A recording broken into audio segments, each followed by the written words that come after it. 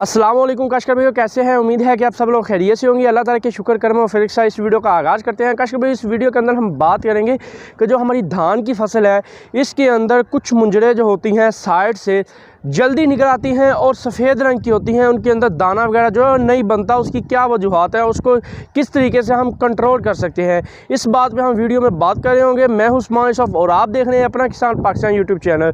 काशकर भाई, अगर मुंजी की बात की जाए तो मुंजी की जो फसल होती है उस पर हम सबसे ज़्यादा फोकस करते हैं, लेकिन कुछ गलतियां हम कर बैठते हैं। वो गलतियां ये हैं कि जब हमारी फसल गोब की हालत में आ जाती है, हम पानी नहीं लगाते, बुरान की जो कमी होती है वो पूरी नहीं करते, और उस नुकसान की वजह से हमारी जो मुंजरे हैं वो साइडों से सफ़ेद निकलना स्टार्ट हो जाती हैं। आप इनको एबायोटिक डिसऑर्डर भी कह सकते हैं, एबायोटिक आप स्ट्रेस भी कह सकते हैं, यानी कि टेम्परेचर की वजह से मुंजरे सफ़ेद निकल आना, पोलन का ठीक तरीके से ना बनना, जो पोलन ट्यूब है उसका पूरे तरीके से ना खुलना। बाज़ औक़ात ऐसी मुंजरे भी होती हैं जो स्टेम बोरर यानी तने की सुंडी की वजह से भी सफ़ेद निकल आती हैं, लेकिन उस सफ़ेद मुंजरों में और इन सफ़ेद मुंजरों में फ़र्क होता है। जो तने के इफ़ेक्टेड मुंजरे होती हैं तने की सुंडी से, वो आप उसको खींचेंगे तो वैसे निकल आएगी, लेकिन जो ये सफ़ेद मुंजरे होगी इनको आप निकालेंगे, ये निकलेंगे नहीं, बाकायदा नीचे ये टूट जाती हैं। ये इनका जो ऊपर से दानों का जो दाने वाला जगह होती है वहाँ का इनका मुँह जो होता है वो खुला होता है, और जो अफेक्टेड मुंजरे होती हैं उनके दाने का जो मुंह है वो बंद होता है। ये प्योर सफ़ेद रंग में होती हैं और उनका जो रंग है वो हल्का सा जर्दी माइल नुमा होता है। तो ये इनमें फ़र्क है। फ़र्क बताना इसलिए लाजमन था क्योंकि बाद लोग कहते हैं जी आप गलत बता रहे हैं, इस तरीके से नहीं होता, लेकिन इस वजह से मैंने आपको ये फ़र्क बताया। अभी हम बात करें कि इनके मुंजरों के सफ़ेद होने की क्या वजूहत है।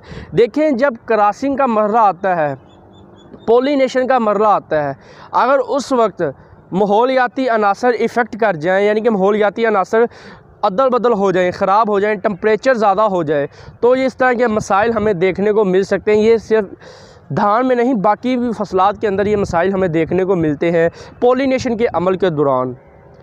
वाहिद वो पोलिनेशन का ही अमल होता है जिससे हमें पैदावार मिलनी होती है, बाकी तो सारी वेजिटेटर ग्रोथ होती है, उसमें अपना वो कद वगैरह पूरा करता है, अपनी ज़रूरियात पौधा जो है वो पूरी करता है, लेकिन इस पोलिनेशन के अमल के दौरान हम चंद गलतियां जो है वो कर जाते हैं। हालांकि धान की फसल के अंदर हम 40 से 50 दिन तक पानी खड़ा रखते हैं, लेकिन बाज़ काश्तकार गोब की हालत में पानी की कमी होने की वजह से पानी खड़ा नहीं रख सकते, तो उस वक़्त ये मसाइल हमें देखने को मिल सकते हैं। ये जो मसाइल होंगे ये आपका जो खेत होगा उसके साइडों वाले हिस्से में होंगे, दरमियान के अंदर आपको इस तरह के जो मिसाइल हैं वो आपको नहीं देखने को मिलेंगे। अगर धान की फसल आपने लगाई है और आपका पोलिनेशन का अमल स्टार्ट है और जो दर्जा हरारत है वो 35 डिग्री से अबव हो गया है, तो ये आपको मसले जो हैं वो देखने को मिलेंगे। अगर आप उस वक़्त बुरान की जो कमी है वो पूरी कर देते हैं, अगर आपने बुरान पहले ही जब आपने आखिरी खाद डाली है तब आपने बुरान डाल दी थी, तो आपको स्प्रे करने की ज़रूरत नहीं है, लेकिन इस मराहिल पे स्प्रे लाजमन करना होता है।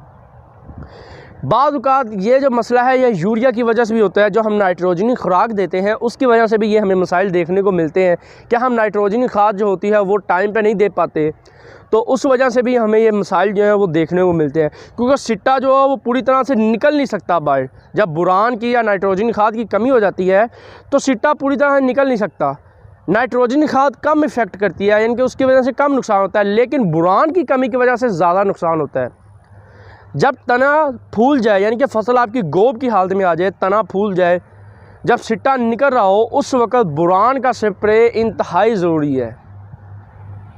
आप जो बुरान का जो स्प्रे होगा, यूँ समझ लें कि वो हमारी फसल के लिए उस टाइम पोलिनेशन के अमल और उसको गोब की हालत में सिट्टा स्पीड से निकालने के लिए बहुत ही ज़्यादा ज़रूरी है। कुछ काश्तकार भाई उस वक्त बुरान का स्प्रे जो है वो नहीं करते, और उन्होंने पहले भी बुरान का जो इस्तेमाल है वो नहीं किया होता, फिर जाके उन्हें ये मसाइल जो हैं वो देखने को मिलते हैं कि उनकी जो मुंजरे होती हैं वो सफ़ेद निकल आती हैं, और ऊपर से जो मुंजर का दाना होता है उसका मुँह खुला होता है। वो समझते हैं कि हमारा तने की सुंडी की वजह से मसला बना है, लेकिन वो तने की सुंडी की वजह से मसला नहीं होता। अगर आप उसे निकालते हैं तो आपकी वो टूट जाएगी मुंजर, वो सिर्फ़ और सिर्फ कमी होती है बुरान की। जो पोलन ग्रेन्स होते हैं वो ठीक तरह से बन नहीं सकते, जो जरदाने होते हैं वो ठीक तरीके से बनते नहीं, वो मर जाते हैं, और ठीक अमल से जो पोलिनेशन का अमल है वो पूरा नहीं हो पाता, और ये हमें मसाइल देखने को मिलते हैं। अब बात ये कर लेते हैं कि कुछ हमारी भी कोताही हो जाती है, वो इस तरीके से कि जो हम धान की फसल लगाते हैं उसको एक हफ़्ते के अंदर ही हम शिफ्ट कर देते हैं। उसको आप टाइम से लद्दो बदल के साथ शिफ्ट करें कि अगर आपका ये मसला बन रहा है तो आपकी सारी फसल के ऊपर ना बने, कम रकबे के ऊपर आपका ये मसला जो है वो बने, ज़्यादा रकबे के ऊपर आपका इस तरह का मसला ना बने। लेकिन अभी बाद जो धान की फसल है वो कोई अपना पोलिनेशन का अमल कंप्लीट हो चुका है, किसी का जो गोब की हालत है, इस वक्त जो आपकी स्प्रेज हैं वो बहुत ज़रूरी हैं। आप गोब की हालत में बुरान की जो स्प्रे है लाजमन करें। गोब की हालत में बुरान की कमी को पूरा करने के लिए 100 था 120 ग्राम बोरिक एसिड जो है उसे आप मिला के फ़ी एकड़ पे स्प्रे करें, तो ये जो आपका मसला है वाइट मुंजर निकलने का, यानी कि सफ़ेद मुंजर निकलने का, इंशाल्लाह ख़त्म हो जाएगा। और अपनी फसल को रद्दो बदल करके टाइम को देख कर फिर अपनी फसल को लगाएं, एक ही वक्त अपनी सारी फसल को ना लगाएं। ख़ास तौर पे ख्याल करें गर्मी के अंदर अपनी फसल को लगाने से गुरेज करें, यानी कि अपना टाइम जो है वो मैनेज करें कि हमारी इतने दिन के बाद पोलिनेशन का अमल अमूमन 60 दिन के बाद स्टार्ट होना शुरू हो जाता है। तो आप पहले एस्टिमेट लगा लिया करें कि इतने दिन के बाद पोलिनेशन का अमल आएगा, उस वक्त क्या ज़्यादा गर्मी तो नहीं होगी। तो आप इस तरीके से अपनी फसल को बेहतर से बेहतर बचा सकते हैं और उसकी पैदावार बेहतर से बेहतर ले सकते हैं। ये जो मसला होता है वाइट मुंजर निकलने का, ये आपके खेत के साइड वाले हिस्सों पे होता है ज़्यादा, क्योंकि साइड पे डायरेक्ट धूप पड़ती है, जो अंदर की मुंजरें होती हैं उनके ऊपर डायरेक्ट धूप नहीं पड़ती, तो जो पोलिनेशन का अमल है वो अंदर वाले हिस्से पे मुतासर नहीं होता और बाहर वाले हिस्से पे मुतासर होता है। अगर आप बुरान की कमी को पूरा कर देंगे तो आपको ये मसला नहीं देखने को मिलेगा।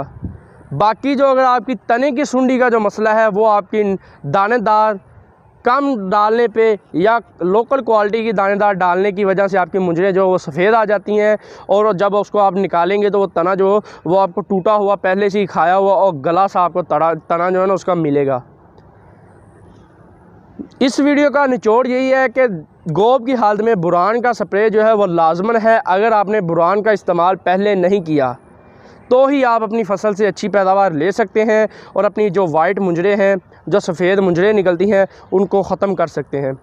काश्तकार भाइयों, ये वीडियो यहाँ तक की थी। उम्मीद है कि आपको ये वीडियो पसंद आई होगी। अगर ये वीडियो आपको पसंद आई है तो चैनल को ज़रूर सब्सक्राइब कीजिएगा, वीडियो को लाइक कीजिएगा, शेयर कीजिएगा।